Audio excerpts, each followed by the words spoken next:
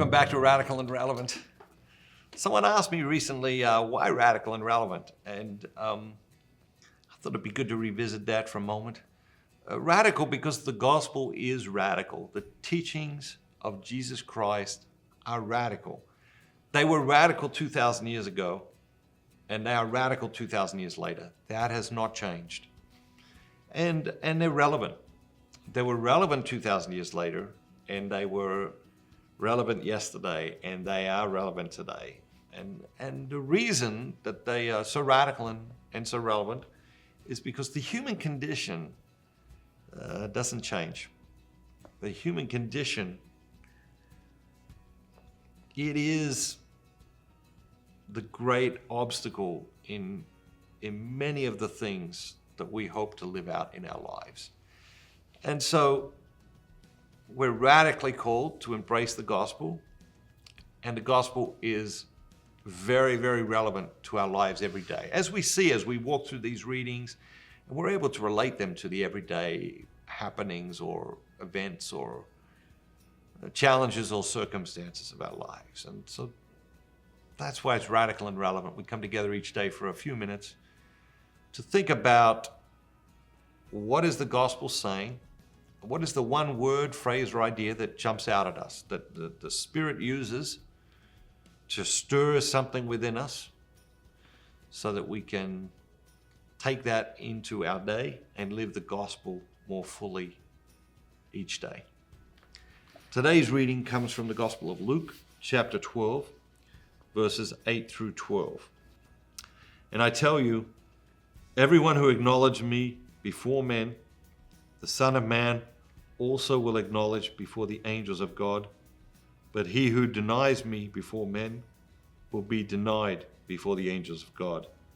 And everyone who speaks a word against the Son of Man will be forgiven, but he who blasphemes against the Holy Spirit will not be forgiven. And when they bring you before the synagogues and the rulers and the authorities, do not be anxious how or what you are to answer or what you are to say, for the Holy Spirit will teach you in that very hour what you ought to say. What jumps out at you today? Is there a word? Is there a phrase? Is there an idea? Or one of the themes? What jumps out at me is this idea that the Holy Spirit will provide the words. I've been speaking for 30 odd years now, and typically I don't use notes. Typically I don't, have outlines or prepared notes or, that sort of thing. Occasionally I will have prepared notes. Pope Francis invited me to speak at the Vatican a few years ago, and it was interesting because you had to submit your speech in advance. So I actually had to type out the whole speech. I had to prepare it months in advance, actually. And I had to send it over to the Vatican. And then I had to speak from it, which was very, I won't say difficult, but it was a little awkward for me. It was a little uncomfortable for me because I just wasn't used to doing that. But that was the protocol for the event. And but over the 30 years, the Spirit, this reading, I know it to be true. I've experienced it 1,000 times, and there have been times when I'll be before a group, and I would be thinking, what am I going to talk to these people about?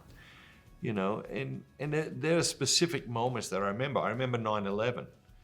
I was on a plane out in New York the morning of 9/11. And I remember landing in Cincinnati, and the airport was like just empty.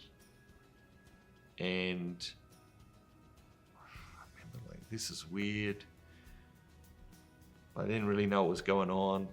And it wasn't until I got home from the airport that then I found out what had happened. They didn't talk about it on the plane. They didn't say anything in the airport. It was just a bit eerie.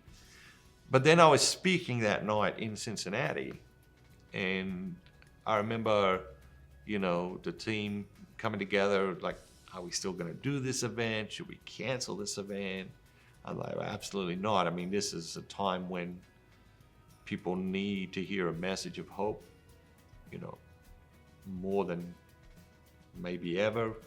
Certainly it is needed. We are not going to cancel this event. But I do remember thinking that afternoon and then even up into, you know, just before I was going to speak, like, what am I going to talk to these people about? Like, planes have just flown into buildings. I've just watched people jumping off a building. Like, what am I going to talk to these people about? But the Spirit, the Holy Spirit, never let me down, never let me down once. I remember being in very, very poor places and feeling like, oh, what am I going to say to these people that is going to be of any value to them given their horrific circumstances? And the Holy Spirit delivers every time. What jumped out at you today? Was there a word? Was there a phrase? Was there an idea? And how can you leverage that to live the gospel more fully today? Have a great day. And remember, be bold, be Catholic.